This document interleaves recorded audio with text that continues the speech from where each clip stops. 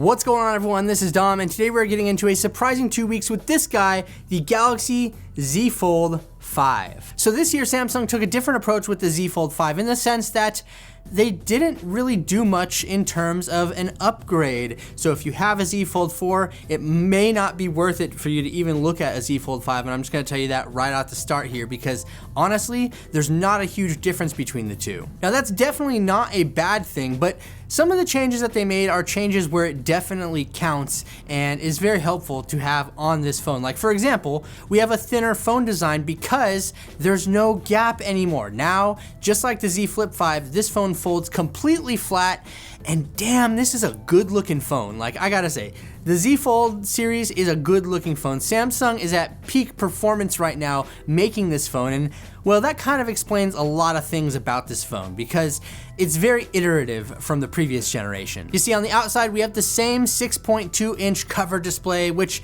looks fine. I'm not a big fan of the aspect ratio here. I never have been, but it's definitely doable and it works perfectly fine for pretty much anything that you need to do on the phone. You can do right from the cover screen without even opening it up for that big 7.6 inch screen on the inside. Now, speaking of that big screen on the inside, it is brighter this year, so that's nice to know. It's got a brighter display, so if you're outside, you can see it a little better, but that's pretty much it as far as the upgrades go on the screen, and that's, I mean, a brighter display, sure, nice to have, but definitely not something to run out and upgrade over instantly. Now, like I said, it does completely fold flat, which just looks it's so satisfying to fold this phone in half and just to see it sitting there completely flush. Very, very satisfying feeling, and it's the same hinge that they're using in the Z Flip 5 design, and they have it here on the Z Fold 5, which does make a difference, but I'm just not sure if it's that big of a difference to write home about. On the backside, we have the same camera setup here. We have a 12 megapixel ultra wide camera,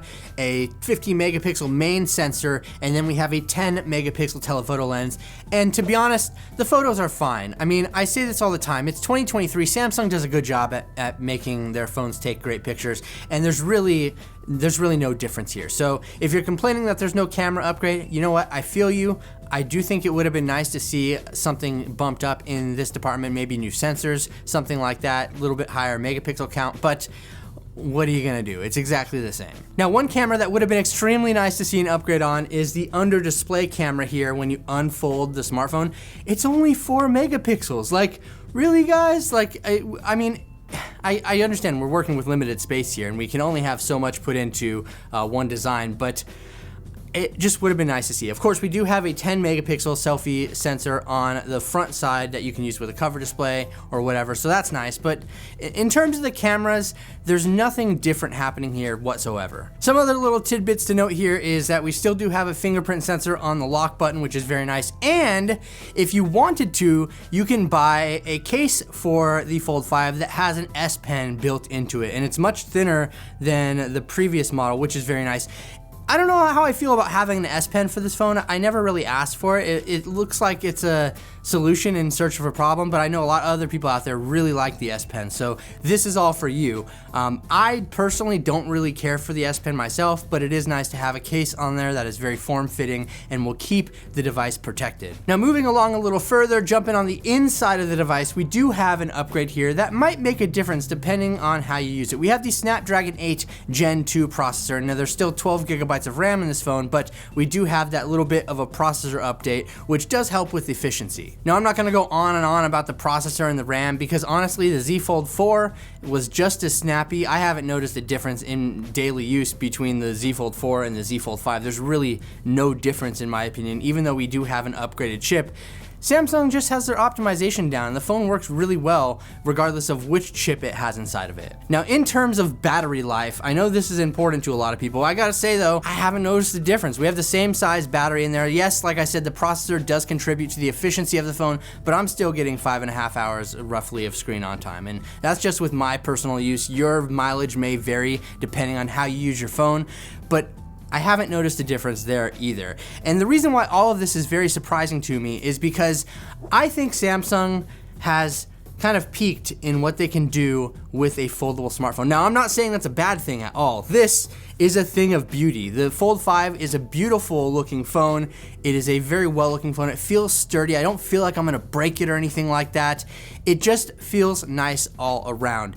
And I think that in terms of this design for this foldable, that's the best that they can do right now. I mean, of course it's going to be the best that they can do because it's the newest iteration of the phone, but I think we're at a good point in foldables and we're getting better and better each year. But this being such a minor upgrade from last year's model just lets me know that, yeah, we've kind of hit that peak level of performance from Samsung in terms of what they can do when it comes to a foldable smartphone. So I know I've spent a lot of this time talking about how this isn't much different from the Fold 4 and you shouldn't upgrade, but I do want to speak to all the people that are new to foldables out there, because this right here, this is like, it's a very excellent phone, okay? If you're looking to get into a foldable smartphone, this one isn't cheap. This one is going to be, I think, $17.99, which is not inexpensive whatsoever. But you might want to look at the Z Flip 5, and if you haven't seen my review on that, I'll link it right down beneath in the description over there, so you can go ahead and check that out. But I think that the Fold 5 is an excellent smartphone to look at if you have been curious at all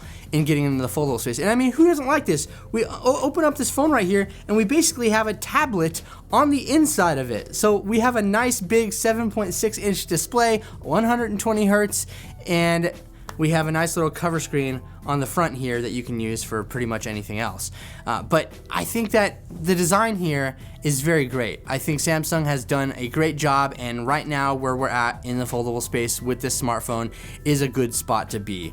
We can always hope for better. Like I said, new camera sensors would have been nice. We could have done something a little bit different with the design, but I think overall, Samsung really nailed it on this one. But I don't know, I'd really love to know what you think about the Samsung Galaxy Z Fold 5 down in the comments section below, because this, chef's kiss. It is a work of art. It is a very beautiful phone. Even though it's not much different than last year's model, I still think Samsung is doing a great job here in the foldable space. And you know what? Maybe the Z Fold 6 will hold some different features and upgrades for us that were unexpected, but I just don't see things going much further even in a year from now. I don't know. Let me know your thoughts and opinions down in the comment section below. And if you enjoyed this video, please feel free to hit the thumbs up button. If you're new around here to the channel, don't forget to subscribe and hit the notification bell so you can be notified when new videos like this drop in the near future. Thank you so much for watching, everyone. I really do appreciate it. Once again, this is Dom, and I'll catch you in the next video.